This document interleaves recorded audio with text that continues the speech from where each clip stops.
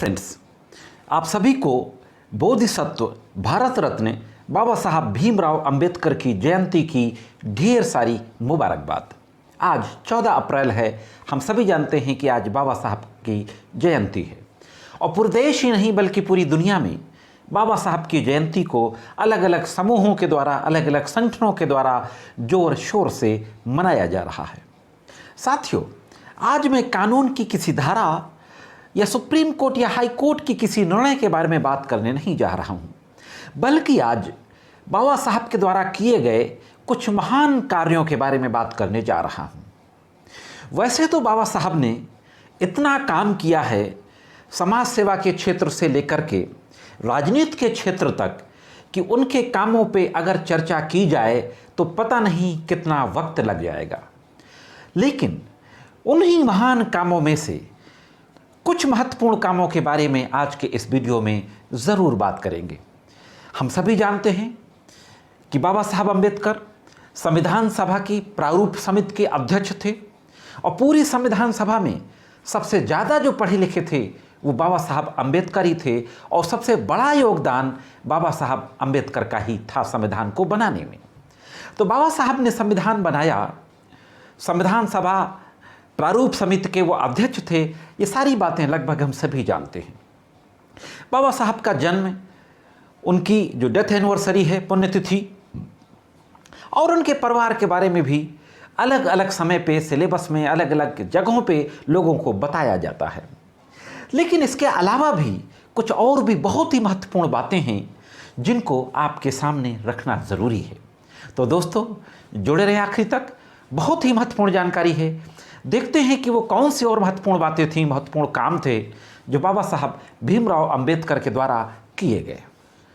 सबसे पहले मैं बात करने जा रहा हूं भारत के अंदर आरबीआई की स्थापना की, रिजर्व बैंक ऑफ इंडिया की स्थापना 1935 में रिजर्व बैंक ऑफ इंडिया की स्थापना हुई। क्या आपको पता है कि रिजर्व बैंक ऑफ इंडिया की स्थापना भी बाबा साहब भीमराव अंबेडकर की पुस्तक द प्रॉब्लम ऑफ रूपी, ओरिजिन एंड इट्स सॉल्यूशन, उसके कॉन्सेप्ट के आधार पर हुई थी। हाँ दोस्तों, भारत के अंदर रिजर्व बैंक की स्थापना बाबा साहब के आइडिया के आधार पर की गई थी 1935 में। तो एक बहुत बड़ा योगदान था रिजर्व बैंक ऑफ इंडिया की स्थापना में। इसी के साथ साथ दोस्तों, एक बहुत बड़ी घटना बाबा साहब के जीवन की सब लोगों ने सुना होगा कि बाबा साहब अम्बेडकर ने महान सत्याग्रह किया था और उसी दिन जो मनुस्मृति, जो जिसको कि बाबा साहब विरोध करते थे, उसको जलाने का काम भी बाबा साहब और उनके तमाम साथियों के द्वारा किया गया था और मनुस्मृति दहन का नाम दिया गया था।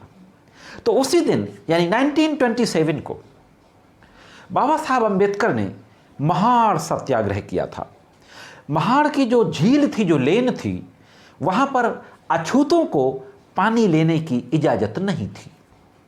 अछूतों की परछाई से भी उस दौर में जब लोगों को छुआछूत हो जाती थी, तब बाबा साहब अम्बेडकर ने 1927 में अपने साथ उन तमाम अछूत समुदाय के लोगों को ले जाकर के महाड़ की जो झील थी उसमें पानी पीने का हक दिलाया, जिसको महाड़ सत्याग्रह के नाम से जाना गया। दोस्तों, आपको पता होगा कि पहले 12 से लेकर के 14 घंटे तक काम करना पड़ता था, खास तौर से मजदूरों को 12-12 घंटा, 14-14 घंटा काम करना पड़ता था। काम के कोई घंटे, मिनिमम घंटे निश्चित नहीं थे।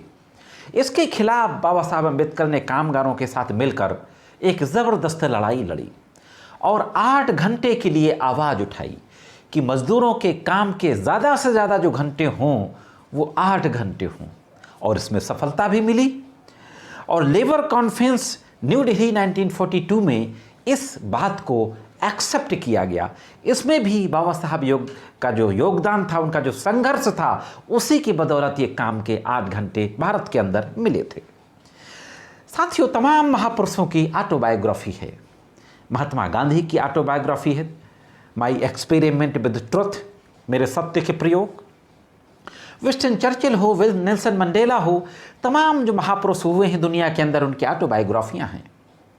लेकिन किसी की भी ऑटोबायोग्राफी किसी देश में बच्चों के सिलेबस में टेक्स्ट बुक के रूप में, जहाँ तक मेरी जानकारी है, शायद पढ़ाया नहीं जाता। हो सकता है किसी किताब में उसका एक चैप्टर जरूर हो, लेकिन पूरी एक टेक्स्ट बुक के रूप में नहीं पढ़ाया जाता जिसमें 20 पेजेज हैं। लेकिन बाबा साहब अम्बेडकर की जो ऑटोबायोग्राफी है, जिसको वेटिंग फॉर वीज़ा के नाम से जाना जाता है, जो कोलंबिया यूनिवर्सिटी में टेक्स्ट बुक के रूप में पढ़ाई जाती है। हाँ दोस्तों, कोलंबिया यूनिवर्सिटी में बाबा साहब अम्बेडकर ने कोलंबिया यूनिवर्सिटी में अपनी पढ़ाई की थी। उनके जीवनी के तमाम उतार चढ़ाव से संबंधित एक बहुत बड़ा इतिहास है। किसी अन्य वीडियो में डिटेल में उनकी जीवनी के तमाम फैक्ट्स के बारे में और बात करेंगे। साथियों, इसी तरह आपको ये भी पता होगा कि बाबा साहब अम्बेडकर ने लंदन स्कूल ऑफ इकोनॉमिक्स से पीएचडी की थी इकोनॉमिक में, और ये 8 साल का थीसिस कोर्स था। और बाबा साहब ने 8 साल के उस रिसर्च वर्क को 2 साल 3 महीने के अंदर ख़त्म कर दिया था। बहुत ग्रेट अचीवमेंट था, बहुत हार्ड वर्क का काम था। 8 साल के काम को 2 साल 3 महीने में ख़त्म करना। लंदन स्कूल ऑफ इकोनॉमिक्स में पीएचडी इकोनॉमिक्स से की थी, और उस समय इकोनॉमिक्स से पीएचडी करने वाले वो पहले भारतीय थे, बाबा साहब अम्बेडकर।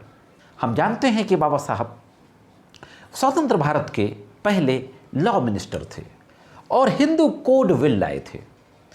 3 सालों तक लंबा संघर्ष करना पड़ा था बाबा साहब को हिंदी कोड बिल के लिए। आज लोग मुस्लिम महिलाओं के बारे में बात करते हैं, 3 तलाक के बारे में बात करते हैं, लेकिन आज़ादी से पहले भारत के अंदर भी हिंदू समाज की महिलाओं के साथ भी बहुत ज़बरदस्त भेदभाव होता था। भयंकर दयनीय स्थिति थी, उनके कोई भी अधिकार नहीं थे, तमाम तरीके की कुरीतियाँ थीं। बाबा साहब अम्बेडकर ने हिंदू कोड बिल के जरिए उन तमाम कुरीतियों के खिलाफ आवाज़ उठाई, और आज़ादी के बाद जो एक बहुत बड़ा क्रांतिकारी कानून पारित किया गया, हिंदू विवाह अधिनियम 1955 में, और इसी के साथ साथ Hindu adoption and maintenance act, special marriage act, ये जो तमाम एक्ट आए जिसमें महिलाओं को तमाम अधिकार दिए गए, वो चाहे इनहेरिटेंस का अधिकार हो, प्रॉपर्टी में जो अधिकार मिलता है, पैतृक संपत्ति में, चाहे राइट टू अडॉप्ट चिल्ड्रन, बच्चे को गोद लेने का अधिकार हो, चाहे दूसरी शादी करने का अधिकार हो पति की मृत्यु के बाद, ये तमाम अधिकार जो मिले थे ये बाबा साहब के संघर्ष के बदौलत मिले थे। अंत में एक और महत्वपूर्ण बात आप लोगों को बताना चाहूँगा। देश के अंदर वाटर और इलेक्ट्रिसिटी को लेकर के जो नेशनल पॉलिसी बनी, जिसके तहत हमारे किसानों के खेतों तक बिजली पहुंची, बिजली से सिंचाई शुरू हुई, घर घर तक पानी पहुंचाने का काम आज भी जारी है। तो नेशनल वाटर और इलेक्ट्रिसिटी पॉलिसी के तहत जो बिजली और पानी के क्षेत्र में जो तमाम विकास कार्य आज़ादी के बाद शुरू हुए, यह भी बाबा साहब भीमराव अंबेडकर का ही आइडिया था। उन्हीं के आइडिया पर यह काम भी शुरू किए गए थे साथियों। तो दोस्तों, ये थी कुछ ज़रा सी बाबा साहब के जीवन की महत्वपूर्ण बातें, जिनको आपके सामने मैंने इस वीडियो के माध्यम से रखा। मैं समझता हूं कि जानकारी आपको ज़रूर अच्छी लगी होगी। ये जानकारी कैसी लगी कमेंट्स करके ज़रूर बताएं। आज की वीडियो में सिर्फ इतना ही। मिलते हैं किसी अन्य वीडियो में कानून की कुछ अन्य जानकारियों के साथ। तब तक कानून की विभिन्न तरीके की जानकारियों के लिए देखते रहें लीगल एंड सोशल अवेयरनेस।